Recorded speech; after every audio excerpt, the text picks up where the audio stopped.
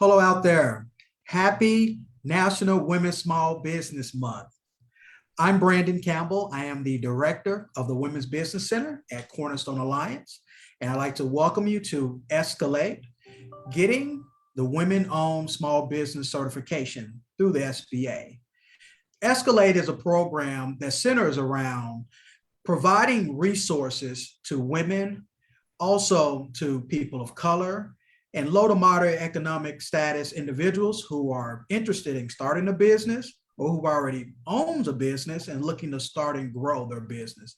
So Escalate connects you to the plethora of resources that's available, as well as we feature a leader at one of the economic development agencies or organizations to tell you about some of the resources that they have to help small business owners here in the great state of Michigan. But before I talk a little bit more about Escalate, and I'm going to be introducing our guest this afternoon, I want to tell you more about the WBC. The Women's Business Center at Cornerstone Alliance is located in downtown Benton Harbor in Berrien County here in Southwest Michigan. The WBC is a resource partner of the SBA, which also means that we are partially funded by the SBA, as well as different investors and funders.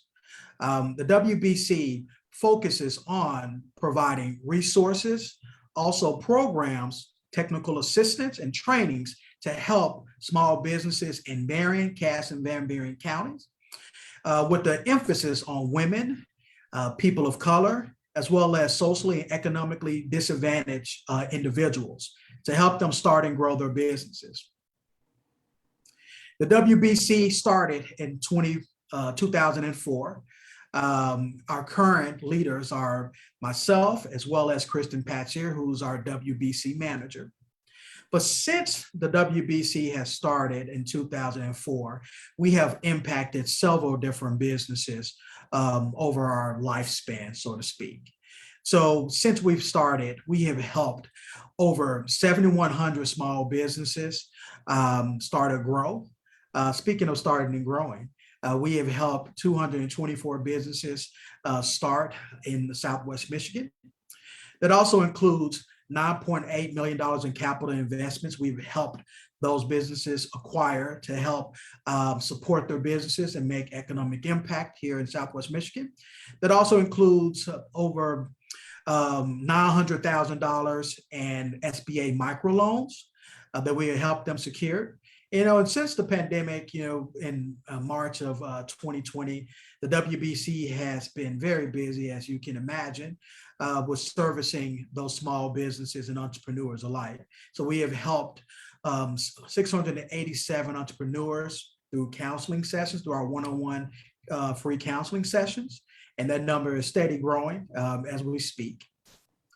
The WBC has helped businesses that you may be even familiar with, and it might come to a surprise to you as well too. We've helped several different businesses in our Tri-County area start and grow their businesses, and these are just some of the list of businesses that we have supported throughout our lifespan of the WBC. The WBC has a lot of exciting programs and events to help women entrepreneurs or budding entrepreneurs here in Southwest Michigan. And we're really excited about this. So today you are experiencing the Escalate, getting the women-owned small business certification through the SBA. On Tuesday, we have Learn, Know, Grow, which is an introduction to small business services. It's a virtual program for anyone who's looking to be onboarded and receive our program resources, and also to have some one-on-one business counseling sessions. It's important for you to attend that virtual program, Learn, Know, Grow. And then we'll tell you more about some of the next steps as you are now a client of the WBC. On October 19th, we have a very special program. It's called Woman Led, with our special guest, Paula Mendeville. Paula is going to tell you more about her journey as an entrepreneur in Western Michigan. Paula, as well as other guests that we've had on Woman Led, it's a program to highlight a successful woman business owner and have her just to share her experience and triumphs, as well as the adversity that she's had to overcome. And this is important to provide some leadership tips to help women entrepreneurs in our Tri-County area. And so Paula Mendeval, she's the vice president of Granjero Mexican Grill, which is located in Grand Rapids. She's going to tell you more about her journey from Mexico City to Grand Rapids and how she became the first generation college graduate in her family, as well as taking over the business from her family members and leading it to even more prosperous, accolades as well as achievements. And so she is also one of the top Latinas in Michigan, one of the top 50. And she is the co-owner, of course, of El Granjero Mexican Grill. And she was named by Grand Rapids Business Journal as top women owned business in Western Michigan, or in the state, I will say. And so we're really excited to have her be a part of the festivities that we will be having. On October 21st, we have a very important program. If you are a woman entrepreneur or a woman in business or anything, or a professional, we encourage you to attend our third Thursday. It is a celebration of National Business Women's Week. We ask you come out. It's going to be a way for you to get connected, enjoy some food, great food, some drinks, and we will have some prizes as well. It's going to be at 221 Main Restaurant and Cocktail House on 221 Main Street in St. Joseph, Michigan. And this is going to be a great opportunity for you to get connected with other women and get your name out there as well, to really foster relationships. And I also wanted to mention that we will have some of the winners from our Small Fish Big Pitch competition that we had last week, which we had 200 people attend virtually and in person, which during that program, $100,000 in marketing services were awarded to all women entrepreneurs in the Southwest Michigan area. So come out and connect with them, as well as other influential women entrepreneurs. We encourage you to do that. To purchase tickets to this event, and go to our website, cornerstonewbc.com. It is $5 in advance, $10 at the door. It also includes food, as well as opportunity for you to compete or participate in some prizes as well too. So we do encourage you to attend that event and go out and tell other friends and family members to come out and connect with the Women's Business Center throughout the month of October. Now, as I mentioned, we are supported by the SBA, but as well as investors. So these contributions help us to provide our programs at little to no cost to you.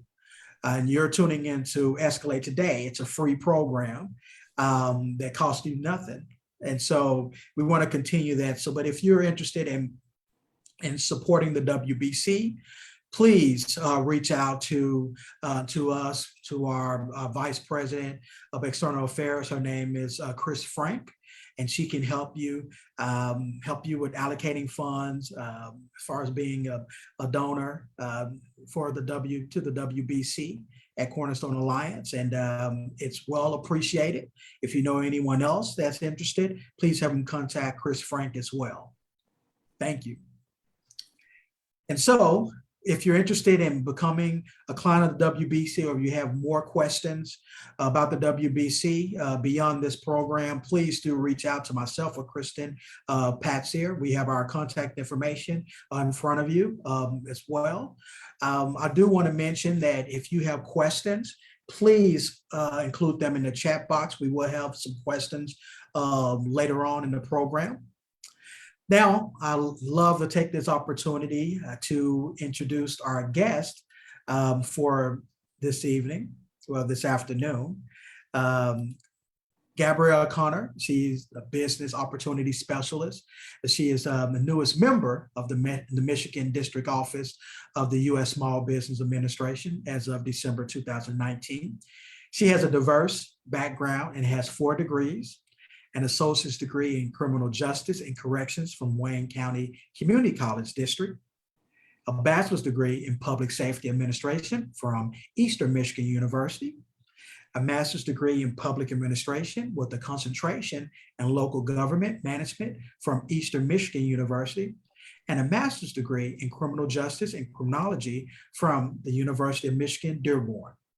Gabrielle has also been a federal government employee since 2016, previously with the Department of Homeland Security. We'd like to welcome Gabrielle again as our guest to be facilitating this program today for Escalate, helping women get certified as a woman-owned small business. And so thank you very much, Gabrielle. The floor is yours. This virtual floor is yours. So you can take it from here. Thank you very much. Thank you so much, Brandon. As always, it's a pleasure to be here. I'm going to go ahead and load up the slides for you all. Just bear with me 1 second so I can get everything working. I hope you all are enjoying this wonderful Friday. Thankful that it is Friday. It's a little rainy down where I am, but nonetheless, I'm happy to be here. So as Brandon mentioned, I am a business opportunity specialist at the Michigan District Office of SBA.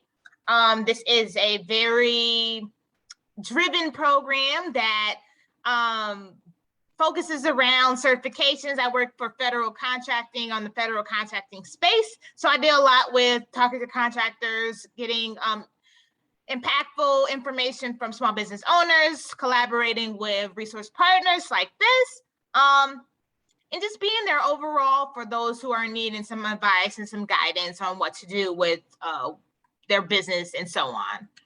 So today we're going to talk about the Women-Owned Small Business Federal Contracting Program. We also call it the WOSB because the Women-Owned Small Business Federal Contracting Program is very long and WOSB is short. But WOSB is also interchangeable with the EDWOSB, which stands for the Economic Disadvantaged Women-Owned Small Business. You can be one of 2, or most people will go with the woman-owned, but if you do want to claim disadvantage, you can go with the EDWOSB certification. Right. So when we're talking about a few things that is going on for the set asides within the federal government, we have this thing where we call the targeted acquisition goals. So for the socioeconomic categories, there are really 4, but it's really 5 because they do include the woman-owned into the economically disadvantaged woman-owned. That does represent 5% of the goal. The small disadvantaged businesses represent the 5% of the goal as well, but that does include the 8A certified business owners. There is one that represents HUB zone, which stands for the historically underutilized business zone, and that's 3%. And then you also have the service disabled veteran-owned small businesses, which represent 3% of that 23% overall set-asides for certification programs. Now, with that being said, because they are set aside, they are governed under certain type of thresholds. So set-asides are reserved for small businesses between $3,500 for the micro purchase to $250,000 under the simplified acquisition threshold. If you're curious about what that looks like, you can always look up the FAR regulations. That's FAR regulations for SBA. You can Google that. It'll probably pop up under acquisition.gov, and you can look up what is the simplified acquisition threshold for said certification programs, and this same thing will pop up for you if you have any other interest in that.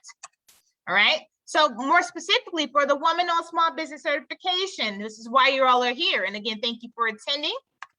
All right, there's a couple different things going on. So with the WOSB Federal Contracting Program, right? Some things that you want to do. You want to take advantage of the annual prime contracting goals. Why is that important to you, you ask, right? Why is that important?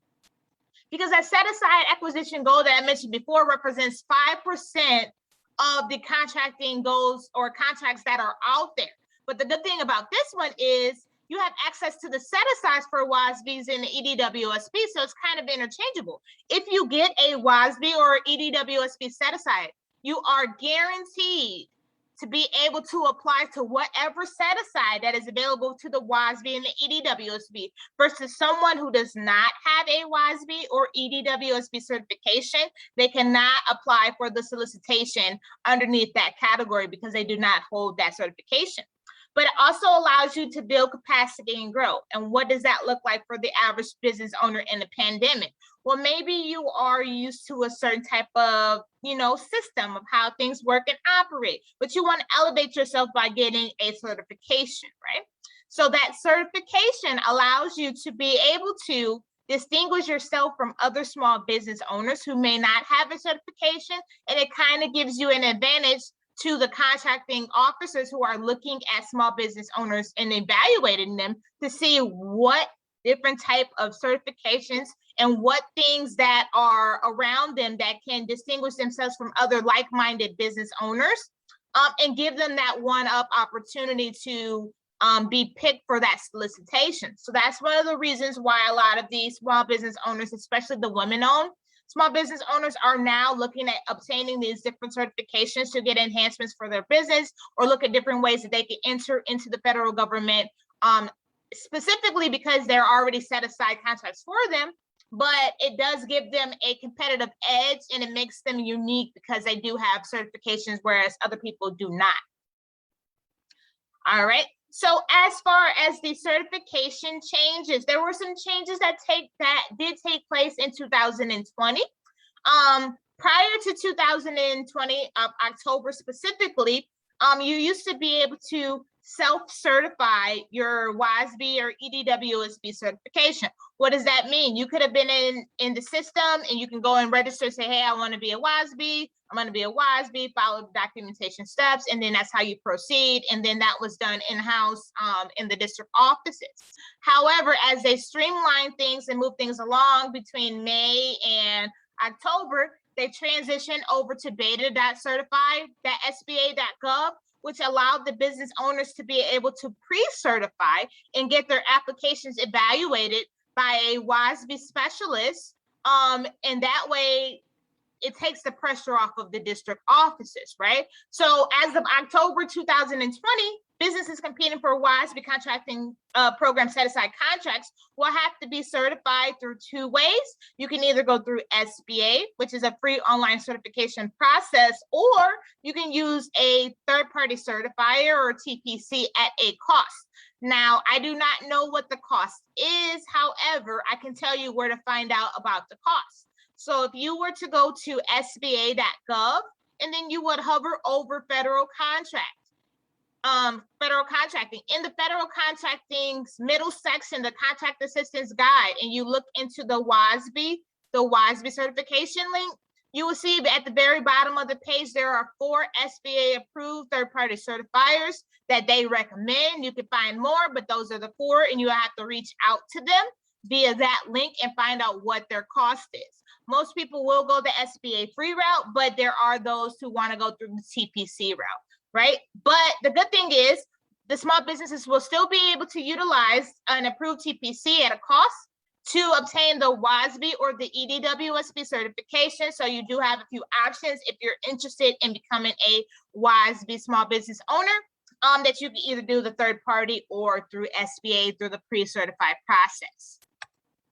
Okay, so like I mentioned before, there was some program changes. So for the WOSB Federal Contracting Program changes, those program changes included: the program applicants will be able to apply via the new platform, beta.certify.sba.gov. The applications are being reviewed by SBA analysts for in-depth analysis of whether business documents meet eligibility criteria. Okay, so that's why they're going to take in the pressure off of the district offices and placing it on the analysts who are certified to analyze everything that you submit to them and answer all questions.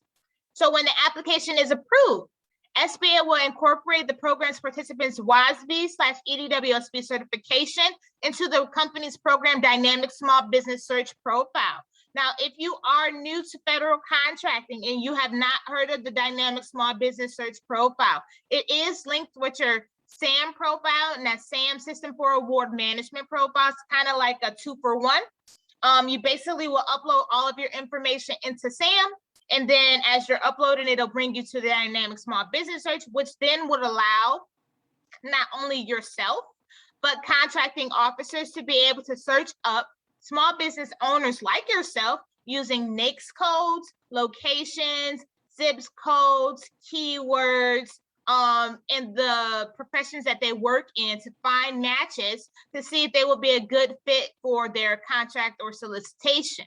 Now, a lot of the people that I've heard or talked to have used the Dynamic Small Business Search to reach out to other people who have the same NAICS code. That's the North American Industry Classification Systems Code, which describes the scope of work that you do, which is what the SBA looks like. Now, just keep in mind, if you are not familiar with how to navigate through SAM or how to navigate through the Dynamic Small Business Search, you can reach out to your local resource partner. A lot of people use the WBCs. A lot of people use the Procurement Technical Assistance Centers. They use the SBDCs. They also use SCORE to get help with how to navigate through Dynamic Small Business Search, as well as the SAM profile, which I like to call your business's best friend, because what do?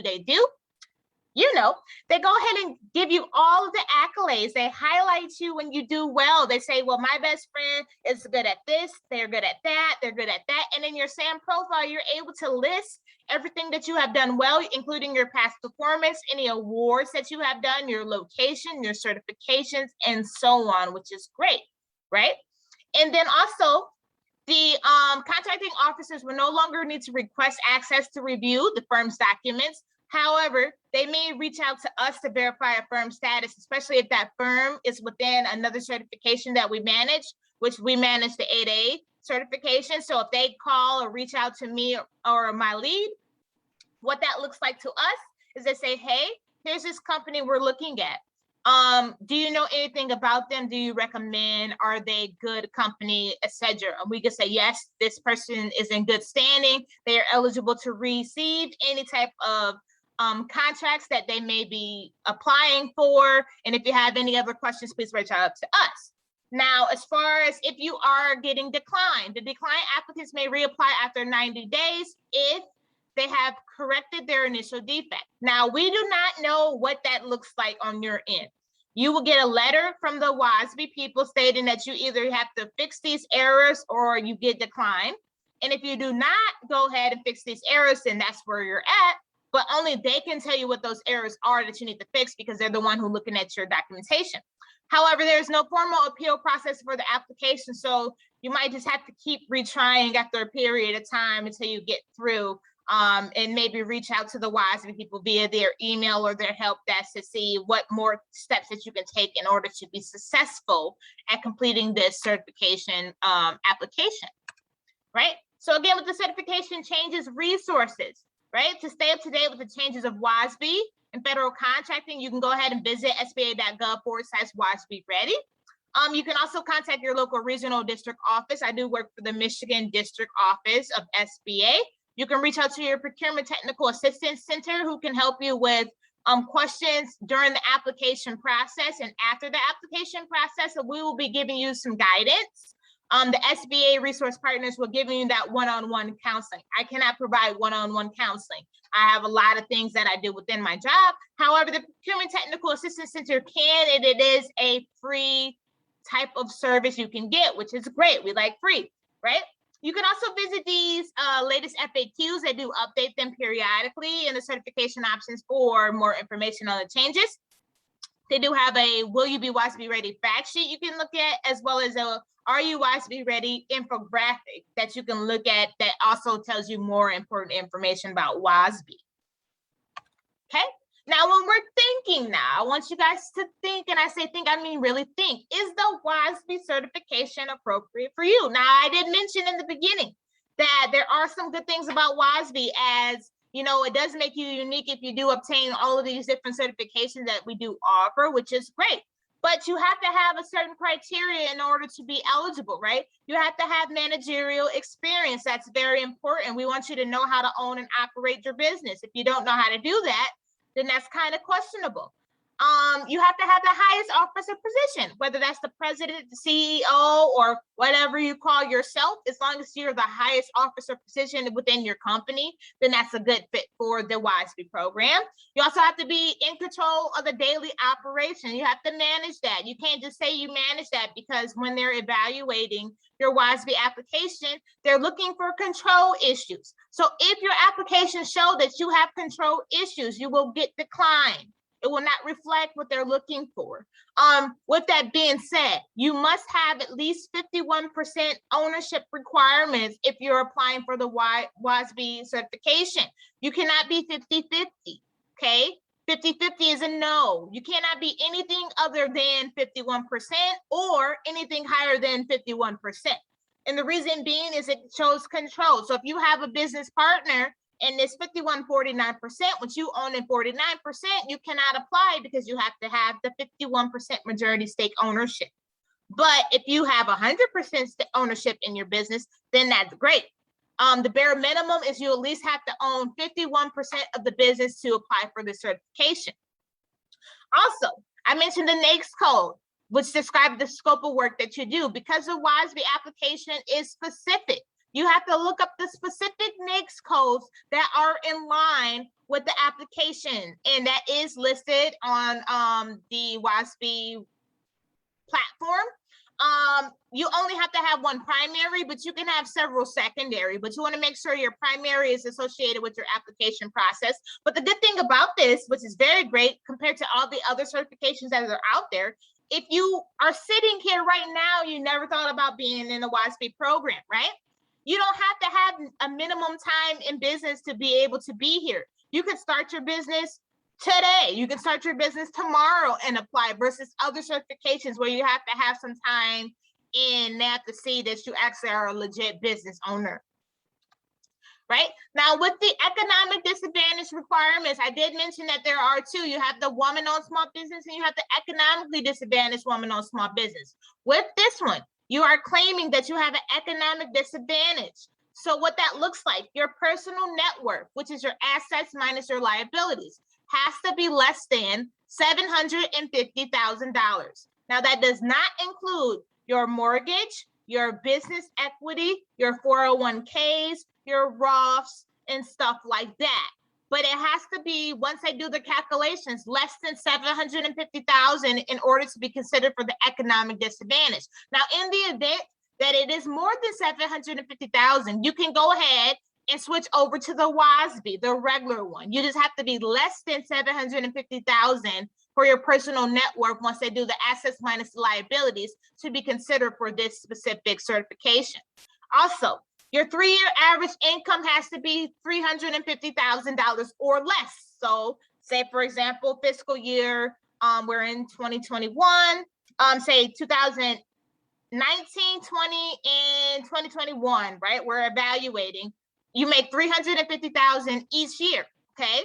Divided by 3 is $350,000. If it's $300,000 or less, good job, right?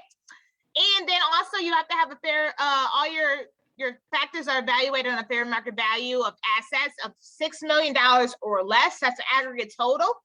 As long as it's under that number or at that number, you're okay to go ahead and apply for the economic disadvantage portion of the WOSB application. But again, that is a personal choice. You can do either or, and most people will do what's best for their business. If you need help with that, you can always reach out to your local PTAC or your local WBC or your SCORE to get some advice on which one they think is better for you based on what you want to do. And like I said, either or is still good to get set aside contracts. Now, with the application process, what does that look like for you, right? So with the eligibility, like I mentioned before, there was a difference in how they streamline things. So you still register in SAM. You see SAM again, System for Award Management, SAM. And again, they moved to beta.certify.sba.gov in July of 2020 and made it really official in October, which now it makes it easier for you to understand the changes in the certification process and remain eligible versus what they used to have, which is certified.sba.gov, which is what I use for a lot of my business opportunity stuff. And it is very complicated with certified. So it's very good that they distinguish the two different websites so that it's more streamlined and it makes that pre-certifying process a little bit easier, right? Now I'm going to take you down what that looks like on beta.certified.sba.gov. So welcome everybody. Welcome to the home page. You see this nice group of people here. They're very colorful. They want you to come and see what they're talking about. So right on the home page, you can access checklists that provide guidance prior to applying. Please look at those checklists because they do give you some good information. Anything that you see on the website is free. And you want to pay attention to this information because maybe your questions may be answered within that scope of work before you even go to your resource partners. It also allows you to verify your eligibility. You can find answers to questions regarding your firm's ability to participate in the program. That's a control issue. You want to make sure you're looking at all options. You can request information from SBA by submitting the help form. The help form goes directly to the WOSB people, not the district offices. It goes to the WOSB people. So you do have to be patient. They do take them in the order that they're received. And then also you can go ahead and create an account and proceed with your application process. And again, that application process is a little bit of a lengthy one, but it is worth it if you take those necessary steps by looking at these checklists, verifying your eligibility early, getting counseling for free, and answering your question, looking at the FAQs and whatnot to see what's going on prior to you applying and during your application process.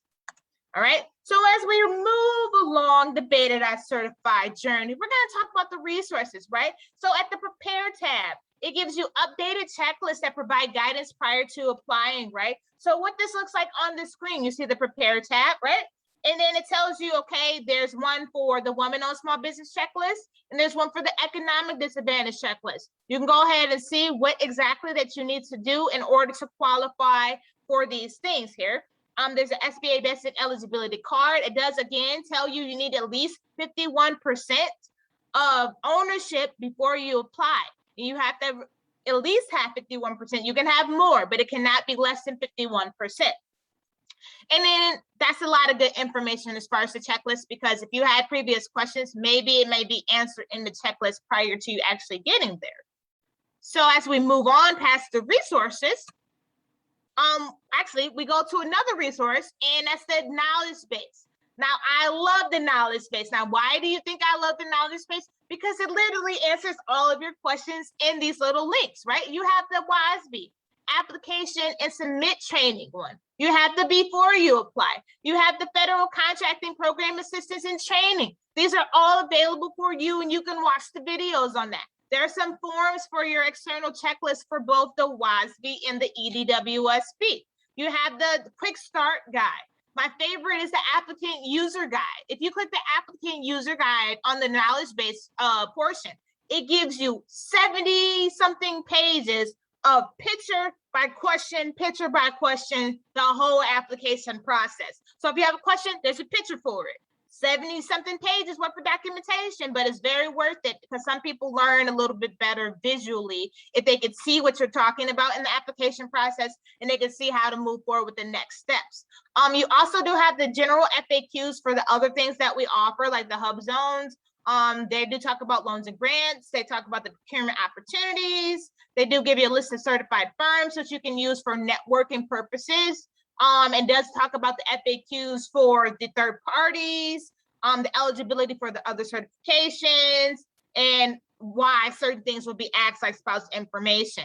But you can also look at the WOSB and the EDWOSB certification options for support. You just want to make sure you star and remember that the knowledge base is just as good as SAM. It has all these different things at your fingertips that will answer all these questions that you may not even have to get counseling for if you just take a moment and look through all of them. So that's why I love the knowledge base page. It's very important, and I utilize it too for different reasons, but I'm typically directing people over to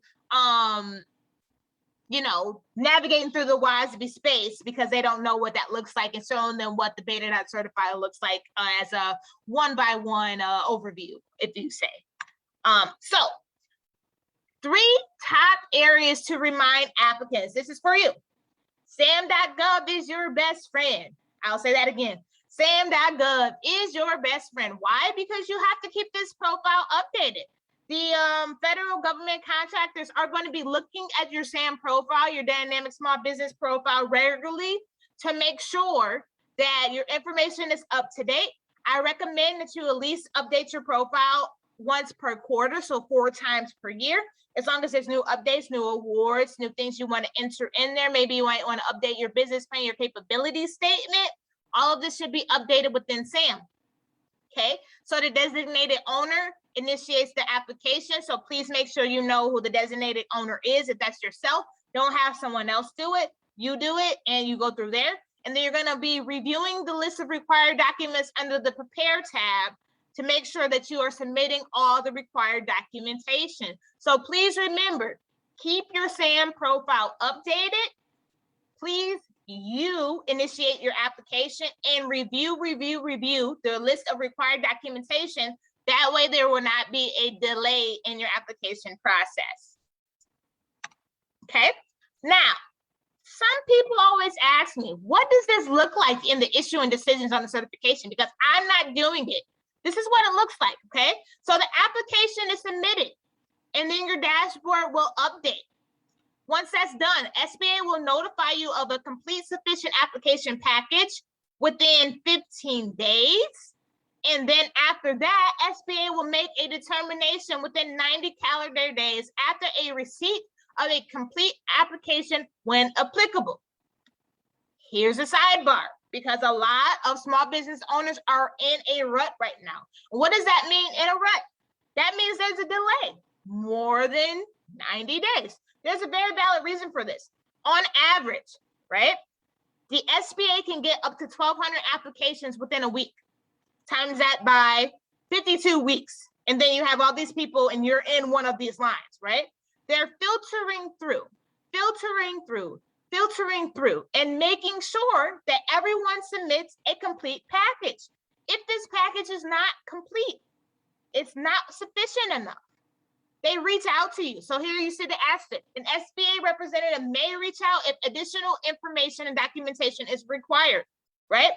If that person does not submit the information that they're interested in or they're inquiring about in its full entirety, that's another delay. You can add some more days into there.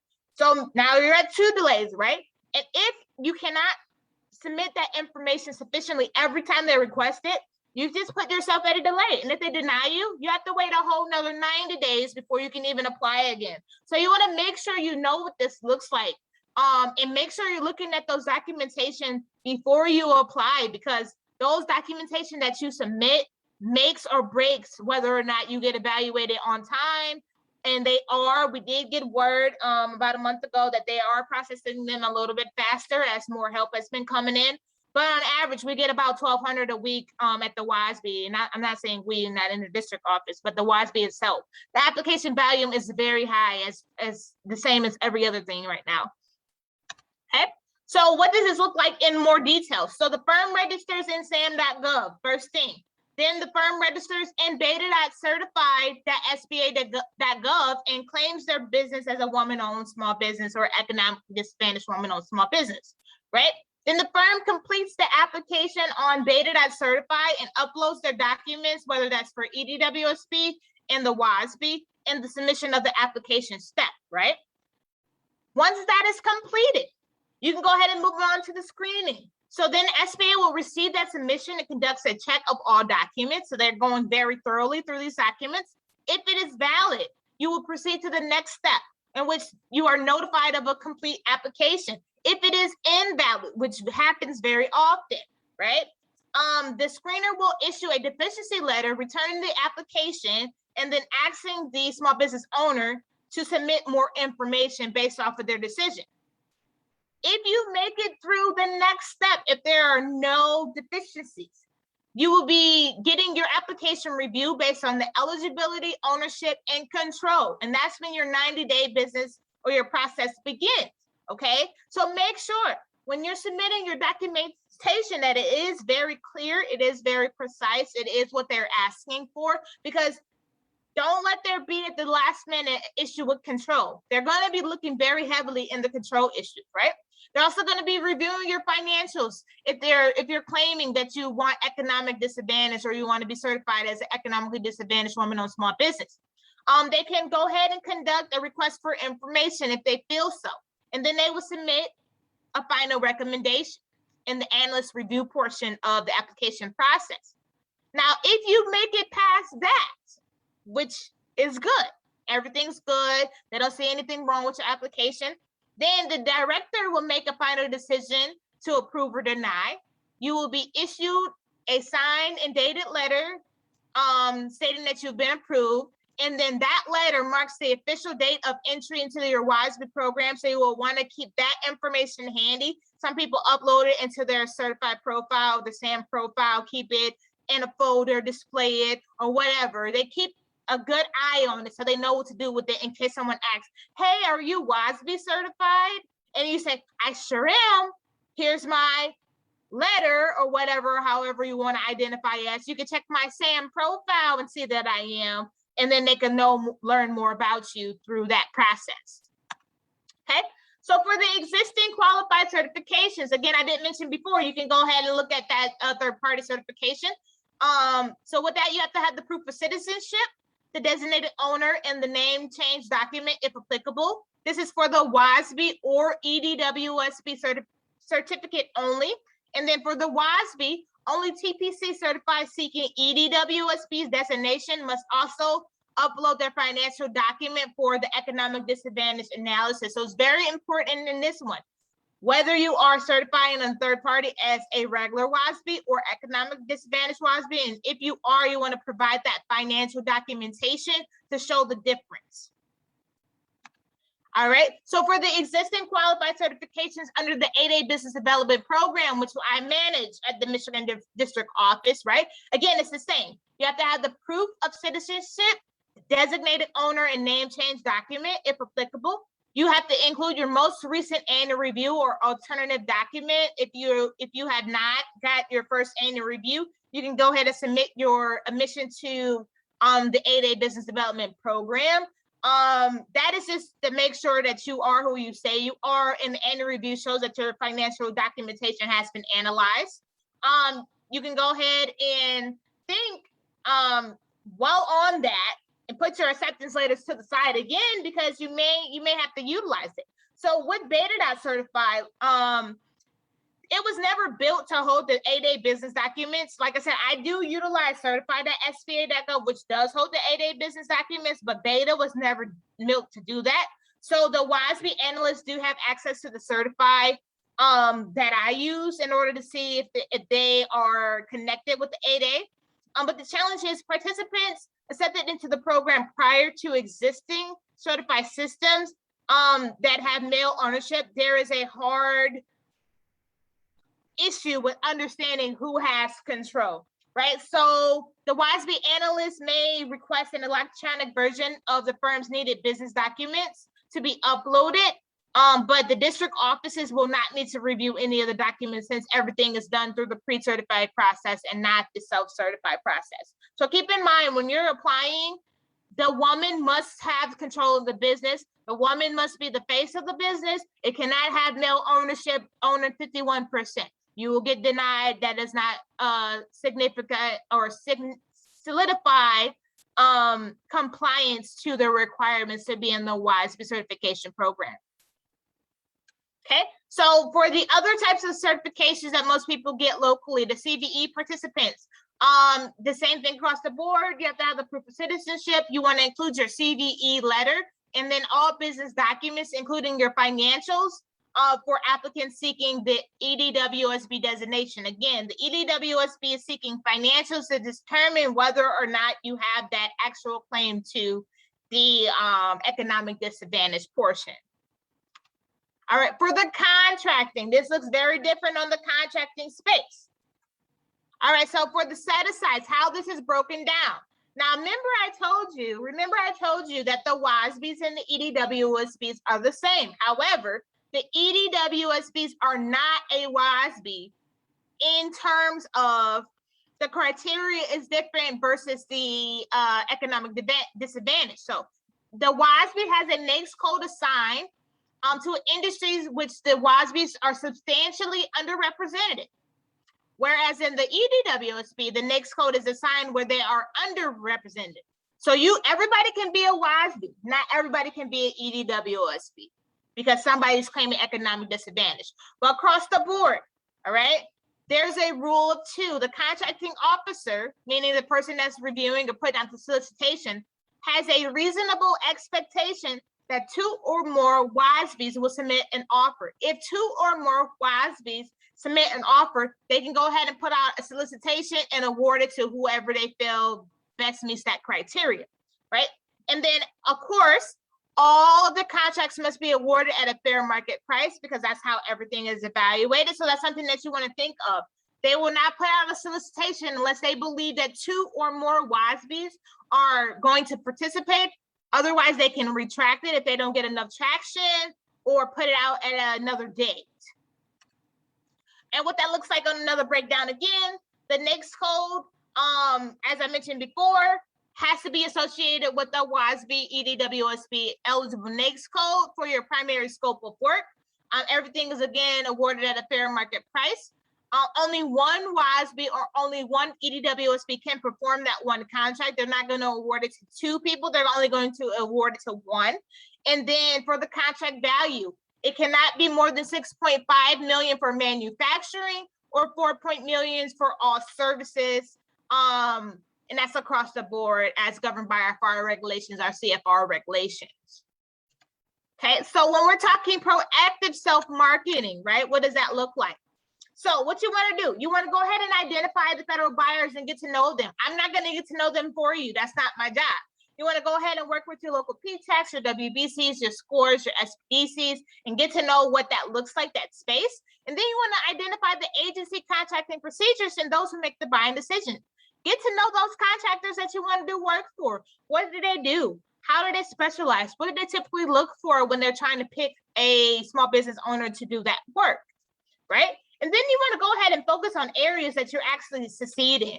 Don't just say today I want to do what I succeed in, which is contracting, and tomorrow I want to work on engineering, in which I have no real experience in. Work on what you're really good at and prioritize that, because you can have many secondary NAICS codes and apply for those NAICS codes or solicitations under those NAICS codes. But you want to make sure you can at least do that work when you're applying for them and you have that dedication to, you know, be diverse and be flexible and be willing to work with other people who may not understand exactly what you do.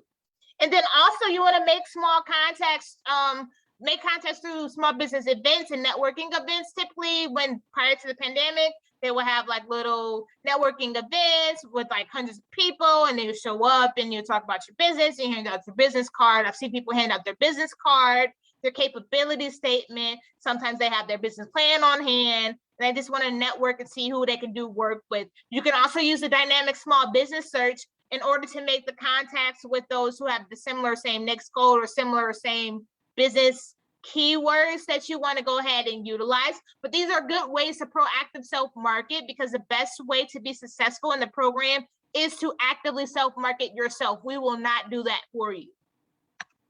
Right? And then you want to get the most out of the WOSB Federal Contracting Program. All right, that does give you the ability, again, to qualify those set aside or those source contracts, increasing the prime and some subcontracting opportunities. Not every business owner will be able to enter in the federal government as a prime contractor. That comes through extensive experience and handlings with the federal government. However, you can enter in it as a subcontractor, which is a little bit easier, and you will be utilizing the prime contractor's past experience, right? You also have the opportunity to build capacity and grow by doing things such as joint ventures, teaming agreements, and the All Small Mentor Protege program, which basically allows you to use another firm's, another business owner's past performance and experience to bid on a contract, maybe utilizing your certification to work together to come to a common goal and make money, right? And then also you have access to training, management, and technical assistance programs. If you go ahead and you look at your resource partners that are available, they do offer a lot of the free or low cost services that you can look forward to, because we do not provide one-on-one counseling as a business opportunity specialist. right? And again, going back to those NAICS codes, not all NAICS codes are authorized to be used under the WOSB program. That's why you have to go ahead and look that up under the SBA.gov/WOSB ready and see what available NAICS code that is associated with the WOSB and the EDWOSB certification. You must receive the certification through beta.certified to SBA.gov in order to be able to compete on the set aside and sole source contracts. And then the contracting officers will verify these certifications based on your uploading of your information quarterly through your Dynamic Small Business Search website profile as well, which is very good. So they're all looking at these different steps in order to make sure that you are successful and that you can do well in this program. Now, when we're talking about contacting us, we're talking about contacting the WOSB program. What you can do is you can go ahead and visit the SBA.gov/WOSB ready to see if there's any events or anything going on there. For any application related questions, you will have to reach out to the WOSB at WOSB@SBA.gov. Anything at SBA.gov means they actually work for SBA.gov. It's not just made up. You will get a response from them. Don't know when, but like I said, the application volume is very heavy. You can also submit technical help through Certify. So help@certified.sba.gov. They do have a link where they're going to say, oh, this doesn't work, but it brings you to their actual web link where you can submit a ticket for, say you can't log into Certify. Maybe you can't, you forgot your password, you're having other login issues, they can help you. And then you can go ahead and get that technical help request from the WOSB utilizing beta.certified.sba.gov/help. So these are your go-to people to see what's going on with your application and why there's a rut. But again, keep in mind, once you go through that processing phase, there are different phases of them analyzing. So they may not get to it right away and they may be delayed. Maybe you don't know what that is and maybe you missed a deadline or whatnot. Again, going back to your resources, you can go ahead and visit those procurement center representative. You can find your local PCR. You have the SBA administration district offices. I work for the Michigan district office. I am one of 2 business opportunity specialists. You have your women business centers that you can reach out to, your procurement technical assistance centers, your SBA business development centers, that's the SBDC, and then your SCORE, your Service Corps of Retired Executives. You can also reach out to the SBA Answer Help Desk at that number there if you have any questions. But all of these are good resources. And most importantly, from small business or from women business on down, they can give you one-on-one counseling. And I cannot give you one-on-one counseling. So a lot of people take advantage of those free resources and become clients on a regular. And then lastly, I did go ahead and list my contact information. Again, my name is Gabrielle Connor. I am a business opportunity specialist at the Michigan District Office. I am best reached at email. Why? Because I'm very busy and I do a lot of different things that's not specified online. So if you do leave me an email, I will get back to you at my government cell phone number, which is a DC area code. Or you can reach out to my lead, Thomas Fargo. I have about almost 6 years of federal government experience, whereas Tom has 23 with SBA, and I have a combined. He is also best reached by his email. And we do the same similar line of work. So if he's busy, I'm busy, he will get back to you via email or call you at his local number. But I would like to thank you all for attending. And if you have any questions or concerns about what you have seen, I am open to taking questions in the chat box. Yes, thank you very much, Gabrielle.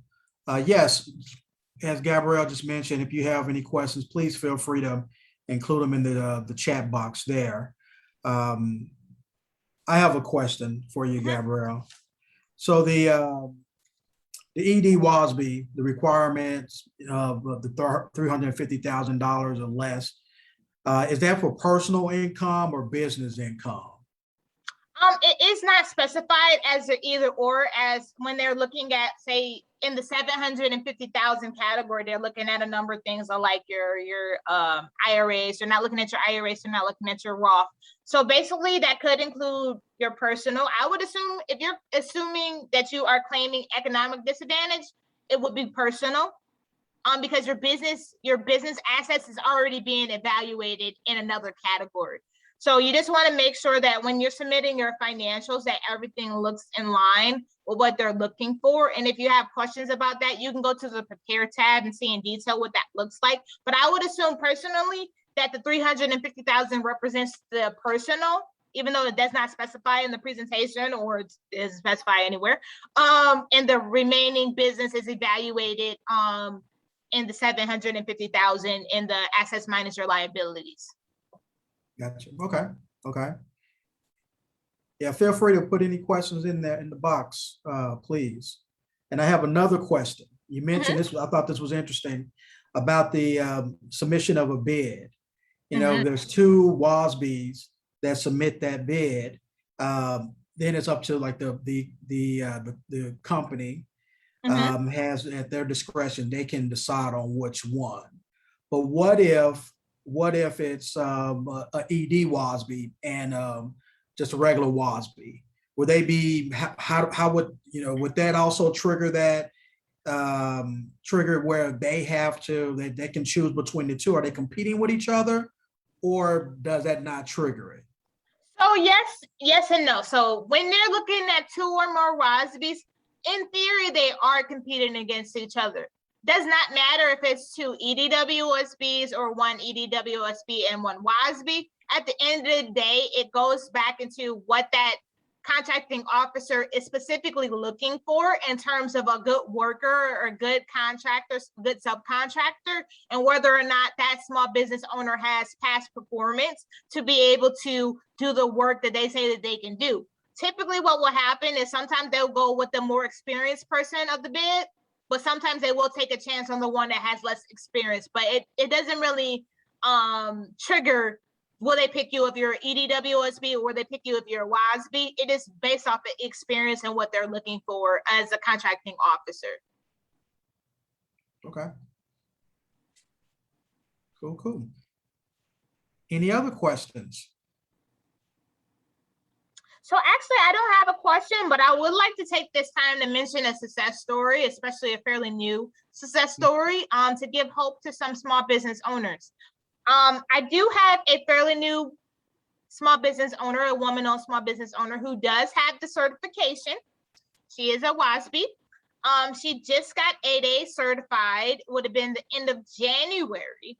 I won't mention her business or her exact business name for her own privacy. However, what I will say, this business owner is very diligent. What I say is the epitome of a good business owner.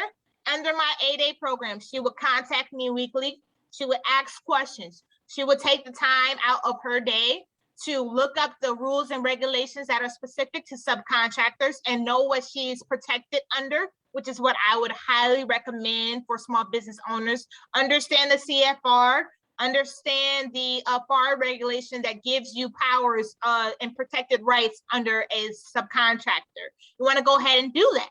She always completes very precise, very detailed work, which is also very good when it comes down to being detail oriented and making sure that she is very successful. With her being in the program since the end of January, she has already received an offer for her to take a contract for over $30 million. And she has not been in the program for a year yet due to her due diligence, due to her tenacity, due to her drive to want to be successful. And she also has a field in which it's very good that the government buys. So when you're thinking as a small business owner, how do I become successful? Know what the government buys and sells. If the government does not buy specialized food, it's going to be hard for you to win a contract. But if you have different types of avenues, such as, you're in contracting, you do construction, you do engineering, manufacturing, you do janitorial services, all these different things the government buys and sells every other minute.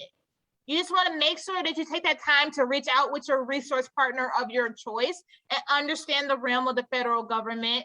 That way you can go ahead and develop a plan, strategic market yourself, and get to know who's buying and selling and who's out there making these solicitations so that you, as a small business owner, can be successful as her, a small business owner who's been in the business for some years. I want to say between 4 and 7 years. And she has already not even been 1 year into the program, obtained her WOSB certification and has got an offer for over $30 million to do a bid for a multi-year bid. So you can do it too. You just got to do the work. And if you're dedicated to do the work, they definitely will notice your dedication and pick the one who looks like they can do, be the most successful for them. That's how they really evaluate things. Well, that is awesome. Wow, $30 million contract. And so Yeah. that's a great success story right there, and it gives other women entrepreneurs hope that if she can do it, they can too. And so I wanted to thank you again, Gabrielle, for leading this discussion and being our guest for Escalate. It's always appreciated. But then also I wanted to remind our attendees of those upcoming events to help celebrate National Women's Small Business Month. The big ones you most definitely want to attend. One on October the 19th, we do have Women-Led featuring Paula Mendevel. That's going to be a virtual program. It's going to be starting at 2 p.m. Please do register for that to hear more of her story. Also on October 21st, it's a celebration. And so we were looking for all women entrepreneurs, women in business, and also professionals to come and get connected with the WBC and other women influencers on October 21st at 221 Main Restaurant and Cocktail House. Doors open at 4:30 p.m. It's a happy hour type of program. It's going to be food. There will be a cash bar. We'll be giving away some prizes, and we'll have a special speaker as well too, as well as winners from the Small Fish Big Pitch competition. Please come out to that. It's only $5 in advance, but it will increase to $10 at the door. That also includes food that comes with your ticket purchase. Go to our website, cornerstonewbc.com, to purchase your tickets right now, and tell your other friends, your girlfriend, your mama, your daughter, sisters, everyone to come out and be a part of Third Thursday's Women Excel. For more information, please go to our website, go to our Facebook page, facebook.com/WBC at Cornerstone Alliance. I will be sharing this video link to those who attended, as well as Gabrielle's information, so that you can connect with her as well. We have a question: are the virtual events only for Michigan residents? No, our virtual events are not only for Michigan residents. You'll be surprised to know that we often do get attendees from states such as New York and California and North Carolina to attend. And that's the beauty of going virtual. So we do have virtual programs, but we also do have in-person events as well too. And so with that being said, thank you for your question. Thank you, Gabrielle. You all continue to enjoy your Friday and have a great weekend. Talk to you again soon. And hope to see you guys soon at the next events. Thank you. Bye. Bye-bye.